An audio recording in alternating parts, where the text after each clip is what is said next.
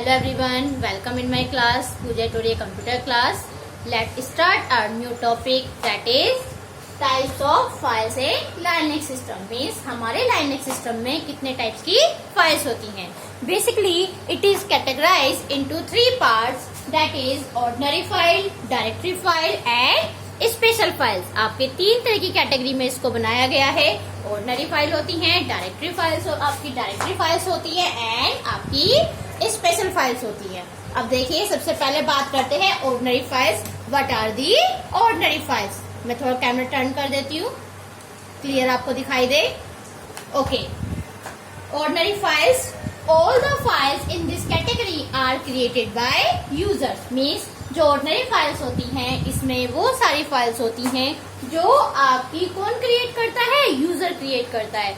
जो फाइल्स आप user create करेगा, सपोज मैं कोई फाइल क्रिएट करती हूँ तो वो सारी फाइल्स किस कैटेगरी के अंदर आती हैं? ऑर्डिनरी फाइल्स के अंदर आती हैं. It includes all the data files, object file, program files and other types of executable files. इसके अंदर आपकी कौन कौन सी फाइल्स होंगी? डेटा फाइल्स जो होती हैं, आपका डेटा होता है. ऑब्जेक्ट फाइल्स होती हैं, आप कोई प्रोग्राम बनाते हो, प्रोग्राम फाइल्स होती है. And executable files, executable file mean जो एग्जीक्यूट होती है, .exe. ठीक है, ये सब आपकी क्या होती हैं? एग्जीक्यूटेबल फाइल्स होती हैं. A user can make changes to such a file. User क्या कर सकता है? इसमें कोई भी चेंजेस कर सकता है. कोई अगर फाइल बना रही हूँ, मेरे को डिलीट करना है, एडिटिंग करना है, जो भी अगर मैं चेंजेस चाहती हूँ तो यूजर को इतना ऑथराइजेशन होता है कि वो क्या कर सकता है? कोई भी आपका चेंजेस कर सकता है. उसको एडिटिंग करना है, डिलीट करना है, कोई भी फाइल में अगर चेंजेस करना है तो वो क्या कर सकता है? उसमें चेंजेस कर सकता है. So these all files are come under to the ordinary files. Okay, now second is directory file. अब देखिए, डायरेक्टरी फाइल को हम समझेंगे. What are the directory file? Okay, the explanation is when a user creates a directory, the Linux automatically creates a directory file which contain information about the files under the directory. That means ये कह रहा है कि जब भी कोई user कोई directory create करता है, जैसे हम फोल्डर क्रिएट करते हैं, तो सपोज जब भी कोई, देखिए फाइल और डायरेक्टरी में डिफरेंस होता है. फाइल आपकी सिंपल एक फाइल होती है and directory contains all the files. Okay, directory के अंदर बहुत सारी फाइल्स हो सकती हैं और सब डायरेक्टरी भी हो सकती हैं, लेकिन फाइल आपकी एक सिंगल फाइल होती है जिसमें आपका सिंगल डेटा होता है. क्लियर? तो अब देखिए, वो यही कह रहा है डायरेक्टरी फाइल्स कौन से थे? जब यूजर कोई भी डायरेक्टरी क्रिएट करता है तो लाइनेक्स सिस्टम क्या करेगा? Creates a directory file. उसी के साथ एक डायरेक्टरी फाइल बनाएगा विच कंटेन्स इंफॉर्मेशन, जिसके अंदर क्या होंगी? इंफॉर्मेशन होगी अबाउट द फाइल्स. ठीक है, इसके बारे में, फाइल्स के बारे में अंडर दी डायरेक्टरी में जो भी इंफॉर्मेशन है, जो भी फाइल्स के बारे में, जैसे डायरेक्टरी क्रिएट की, उससे रिलेटेड जो भी इंफॉर्मेशन होगी फाइल की, लाइनेक्स क्या करेगा? एक और एक्स्ट्रा डायरेक्टरी क्रिएट कर देगा. A directory file can not be modified by user. देखिए, मैंने अंडरलाइन कर दिया है, डायरेक्टरी फाइल की बात कर रहा है. जो डायरेक्टरी फाइल होती है उसको यूजर क्या है? मॉडिफाई नहीं कर सकता. क्यों? क्योंकि वो किसने क्रिएट किया है? वो लाइनेक्स सिस्टम ने क्रिएट किया है. इसलिए यूजर डायरेक्टरी फाइल को मॉडिफाई नहीं कर सकता. But it is automatically modified by the system when a new file or a sub directory is created to the directory. Means ये ऑटोमेटिकली आपकी कब चेंज होगी, कब इसमें अपडेट होगा? अगर यूजर क्या करता है? कोई भी न्यू फाइल बनाएगा या कोई भी सब डायरेक्टरी बनाएगा, तो उससे रिलेटेड जो भी इंफॉर्मेशन होगी वो डायरेक्टरी फाइल में अपने आप चेंज हो जाएगी. आपको समझ में आ गया होगा. जो डायरेक्टरी फाइल है, जब यूजर क्रिएट करता है, दोबारा एक्सप्लेन कर रही हूँ, जब यूजर क्रिएट करेगा तो उसके साथ एक डायरेक्टरी फाइल अपने आप क्या हो जाएगी? लाइनेक्स सिस्टम क्रिएट कर देगा, जिसमें डायरेक्टरी से रिलेटेड जो भी फाइल या इंफॉर्मेशन होती है वो सारी इंफॉर्मेशन उसके अंदर होगी.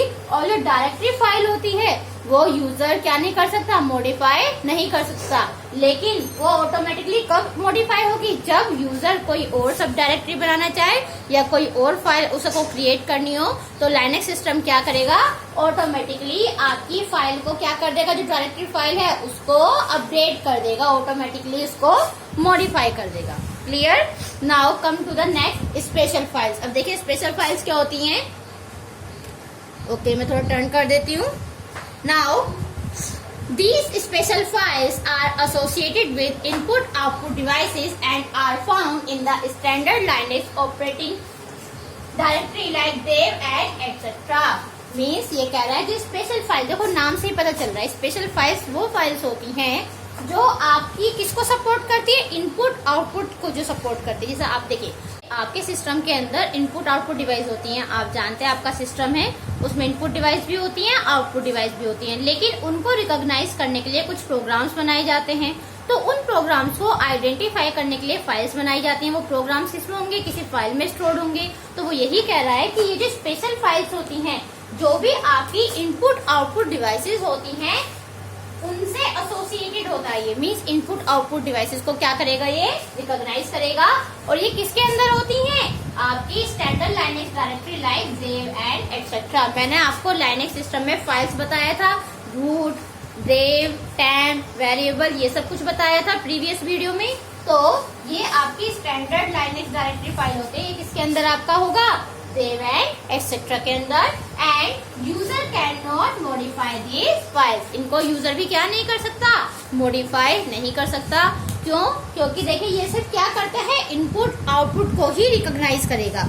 इनपुट आउटपुट की जो फाइल्स होती हैं ये सिर्फ उनको ही रिकॉग्नाइज करेगा, इसीलिए यूजर इनको मॉडिफाई नहीं कर सकता। यूजर सिर्फ अपनी फाइल्स को मॉडिफाई कर सकता है, जो किस कैटेगरी के अंदर बताया था मैंने आपको, ऑर्डिनरी फाइल्स के अंदर बताया था। और ये जो आपकी स्पेशल फाइल्स होती हैं, ये आपकी अलग से 4 कैटेगरी में भी डिवाइडेड है, लेकिन इसके अंदर ये ज्यादा आता नहीं है, लेकिन मैं बता देती हूँ। एक तो होता है आपका कैरेक्टर स्पेशल फाइल्स, एक होती है hard special files, hard link special files, एक होती है आपकी ब्लॉक। ठीक है, ये आपकी क्या होती है, स्पेशल फाइल्स होती है। और एक ब्लॉक के अलावा आती है सिंबॉलिक स्पेशल फाइल्स। ठीक, लेकिन ये ज्यादा इसके बारे में पूछा नहीं जाता, इनकी सिर्फ डेफिनेशन आती है, वो मैंने आपको बता दिया है। क्लियर। अब देखिए इससे अगला टॉपिक पढ़ते हैं। इसके बाद हमारा नेक्स्ट टॉपिक आता है VI एडिटर। ठीक है, VI एडिटर क्या होता है। So first of all the VI editor full form is visual full screen. ठीक है, इसकी फुल फॉर्म होती है visual full screen editor, visual full screen editor. देखिए ये आपका मोस्ट इम्पोर्टेंट टॉपिक है। ठीक है, आपका मोस्ट इम्पोर्टेंट टॉपिक है, एग्जाम में इसको जरूर पूछा जाता है, चाहे 10 मार्क्स का हो, 5 मार्क्स का हो, इस पर शॉर्ट नोट लिखने के लिए आते हैं। तो देखिए VI एडिटर होता क्या है। Linux offers various types of editor like XVI, NVI, etc. to create your files. Means files को क्रिएट करने के लिए Linux क्या करता है, हमें बहुत सारी फाइल्स को ऑफर कराता है, एडिटर को ऑफर कराता है। इसमें EX है, VI है, XVI, NVI, etc. to create your files. हम किस तरह की फाइल्स क्रिएट कर सकते हैं, मैंने आपको बताया था, data files, program files, text file, etc. ये सब हम किसके थ्रू कर सकते हैं, लाइनेक्स फाइल एडिटर के थ्रू क्रिएट कर सकते हैं। जैसे देखिए आपने माइक्रोसॉफ्ट वर्ड के थ्रू टेक्स्ट फाइल क्रिएट करते हो, अगर हमें प्रोग्राम्स बनाने होते हैं आप C का यूज करते हो, आपको वेब पेज बनाना होता है तो आप नोटपैड का यूज करते हो। सेम ऐसी लाइनेक्स भी हमें बहुत सारे क्या कराता है, एडिटर प्रोवाइड कराता है। लेकिन इसमें जो सबसे ज्यादा एडिटर यूज होता है वो कौन सा यूज होता है आपका, VI editor, means visual full screen editor. अब देखिए ये इन्वेंट किसने किया था, ये इन्वेंट किया था आपके जो लाइनेक्स डेवलप थे, एक आपके फेमस एडिटर थे बिल जॉय। ठीक है, bill Joy, bill JOY Joy, bill Joy ने इसको डेवलप किया था। कहाँ किया था, कैलिफोर्निया यूनिवर्सिटी में, एक यूनिवर्सिटी थी कैलिफोर्निया बार्कले के अंदर, वहाँ उन्होंने क्या किया था, इसको डेवलप किया था। अब देखिए जो VI एडिटर है इसके बेसिकली 3 मोड होते हैं। आपके सिलेबस में सिर्फ खाली VI एडिटर को ही एक्सप्लेन किया गया है। तो देखिए VI एडिटर के बेसिकली 3 मोड होते हैं। ठीक है, और यही टॉपिक आता है, फिर रिपीट कर रही हूँ, इट्स इम्पोर्टेंट टॉपिक। अब देखिए 3 मोड कौन कौन से होते हैं। सबसे पहले आता है आपका इंसर्ट मोड। ठीक है, insert mode, command mode and x mode. देखिए इंसर्ट मोड में क्या होगा, in this mode text should be entered in this mode. Mean जो आप एंटर करते हो टेक्स्ट को, वो किस मोड में होगा, आपके इंसर्ट मोड में होगा। मीन्स इंसर्ट से समझिए, जैसा इंसर्ट मोड, तो इंसर्ट के अंदर आप टेक्स्ट क्या कर सकते हैं, एंटर कर सकते हैं। एंड अलाउ की प्रेस इन दिस मोड, आप किसी भी की प्रेस को क्या कर सकते हो, मीन्स अलाउ कर सकते हैं। आपको कैरेक्टर टाइप करना है तो इस मोड के अंदर यूज करते हो। इसमें जैसे आपका टेक्स्ट होता है आई, स्मॉल आई, क्यू आई, इसमें जो यूज करते हैं, चाहे स्मॉल आई यूज करो, capital I, small R, capital R, आप कोई भी इसमें क्या कर सकते हो, प्रेस कर सकते हो कीज को। ठीक, उसके बाद नेक्स्ट मोड आता है आपका कमांड मोड। अब कमांड मोड क्या होता है, देखिए it is a default mode, ये आपका डिफॉल्ट मोड होता है। When we start up editor, means जब हम एडिटर स्टार्ट करते हैं, तो जैसे ही हम स्टार्ट करेंगे तो बाय डिफॉल्ट जो हमारा एडिटर आता है वो कौन सा आता है, आपका कमांड एडिटर होता है। All the command on VI editor should be use in this mode. देखिए मैंने आपको बताया था कि आप कमांड मोड के थ्रू क्या कर सकते हैं, काम कर सकते हैं। ठीक है, तो जितनी भी आपकी कमांड मोड होंगी, थोड़ा नीचे कर देती हूँ मैं इसको, जितनी भी आपकी कमांड होंगी आप वो किसके अंदर कर सकते हो, कमांड से। कमांड मोड के अंदर मीन्स आप कमांड का यूज कर सकते हो। आपको नहीं दिखाई दे रहा तो मैं बोल रही हूँ। ठीक है, अगर आपको इसमें एंटर करना है, आप इस मोड के अंदर जाना चाहते हो तो आप एस्केप की, ESC, ठीक है मैं यहाँ लिख देती हूँ, ESC की का यूज करेंगे अगर आपको इस मोड के अंदर जाना है। पहली बात तो बाय डिफॉल्ट आप जाते हो। ठीक, और अगर आपको एग्जिट होना है, इससे बाहर निकलना है, तो आप X की दबा दो। आपके कीबोर्ड में X की भी होती है, ESC भी होती है। एंटर की करके, सॉरी एंटर की प्रेस करोगे तो आप बाहर निकल जाओगे, एस्केप की प्रेस करोगे तो आप इंसर्ट हो जाओगे। तो ये आपका क्या होता है, बाय डिफॉल्ट कमांड मोड होता है।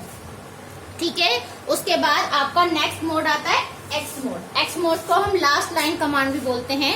एक्स मोड क्या करेगा, देखिए ये आपको कोई भी आपकी फाइल्स को सेव करेगा, रिप्लेस करेगा, कॉपी पेस्ट करेगा। अगर आपको ये सब चीजें करनी है अपनी फाइल्स के अंदर तो आप किसके थ्रू करते हो, एक्स मोड के अंदर। ठीक है, और ये किससे परमिशन देता है आपको यूज करने के लिए, इसमें कौन सी की का प्रेस करना होगा, कोलन की का। ये देखिए कोलन साइन होता है, अगर आपको एक्स मोड के अंदर जाना है तो आप कोलन साइन का यूज करते हैं। इसका देखो प्रैक्टिकली कुछ भी नहीं है, लेकिन एग्जाम में VI एडिटर पर शॉर्ट नोट जरूर पूछा जाता है। 5 नंबर से ज्यादा आता नहीं, आइदर 2 और 3 मार्क्स का आता है।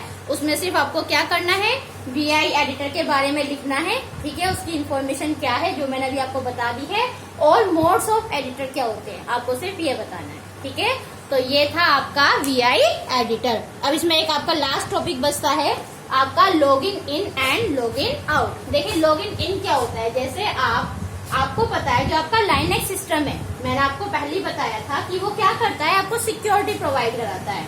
मीन्स मैंने आपको ये बताया था कि जब भी आपका सिस्टम बूट करेगा, जब आप सिस्टम स्टार्ट करते हो तो वो आपको जो सबसे पहली स्क्रीन देता है वो आपको स्क्रीन देता है लॉगिंग इन। ठीक है, ये देखिए जब आप सिस्टम को स्टार्ट करेंगे तो लॉगिंग इन मतलब आप एंटर कर जाओगे।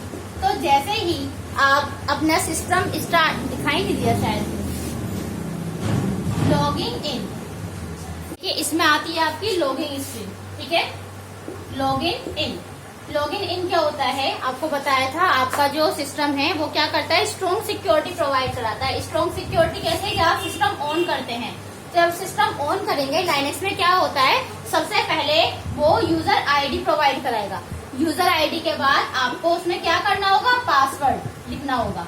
मैंने बताया था आपको सबसे स्ट्रॉन्ग सिक्योरिटी आपको लाइनेक्स प्रोवाइड कराता है। जब आप सिस्टम ऑन करते हो, CPU ऑन करते हो, आपका सिस्टम बूट होता है। बूट होने के बाद आपकी जो फ्रंट स्क्रीन खुलकर आएगी वो आएगी आपकी यूजर आईडी और पासवर्ड। यूजर आईडी में आपने जो यूजर आईडी क्रिएट की है वो एंटर करेंगे, और पासवर्ड में आपने जो पासवर्ड एंटर किया है वो डालेंगे। अगर आपका वो ऑथराइज है, मतलब सही है, तो आप नेक्स्ट स्क्रीन पर, अपनी मेन स्क्रीन पर आ जाते हो। लेकिन ऐसा हमारा जो नॉर्मली विंडोज होती है उसमें नहीं होता, उसमें आप सिंपली स्टार्ट पे चले आते हो और अपना काम शुरू कर देते हैं। इसीलिए उसमें सिक्योरिटी बहुत कम है। ठीक है, लेकिन उसमें ऑप्शनल है, आप चाहो तो सिक्योरिटी लगा सकते हो, लेकिन इसमें क्या है, मैंडेटरी है। बिना यूजर आईडी पासवर्ड के आप सिस्टम की मेन स्क्रीन पर नहीं जा सकते। तो ये क्या होता है, लॉगिन इन। तो जैसे ही आप पासवर्ड एंटर कर देंगे तो आप मेन स्क्रीन पर आ जाएंगे, तो वो क्या हो गया आपका लॉगिन इन। सेम ऐसे ही जब आपको बाहर निकलना है, जैसे आप अपने वेब पेजेस पर यूज करते हो, तो आपको क्या करना होगा, वहीं पर आइकन बना होता है, लॉग आउट का ऑप्शन आता है। मीन्स आप क्या करना चाहते हो, बाहर आना चाहते हो, लॉग आउट कर दोगे और सिस्टम को टर्न ऑफ कर दोगे। तो ये था इसका log in and log in out. इसको तो मैंने सिंपली एक्सप्लेन नहीं किया, मतलब शॉर्ट फॉर्म में बता दिया है, आप इसको अपने वर्ड्स में लिख सकते हैं। ठीक है, अब आपका ये टॉपिक लाइनेक्स सिस्टम का जो आपके उसमें है सिलेबस में, वो मैंने कंप्लीट करा दिया है। अब लाइनेक्स में आपका एक टॉपिक बचता है, that is your Linux command. ठीक है, आपको मैंने बताया था लाइनेक्स आपका CLI और GUI दोनों बेस्ड है। तो लाइनेक्स कमांड क्या होती हैं वो आपको मैं नेक्स्ट वीडियो में बताऊंगी। आज के लिए इतना ही, और जो भी इसमें कोई पॉइंट्स है कोई समझ में ना आए तो मेरे को कमेंट करके पूछ लीजिएगा, और चैनल को लाइक सब्सक्राइब शेयर करते रहें। Take care all of you, good bye.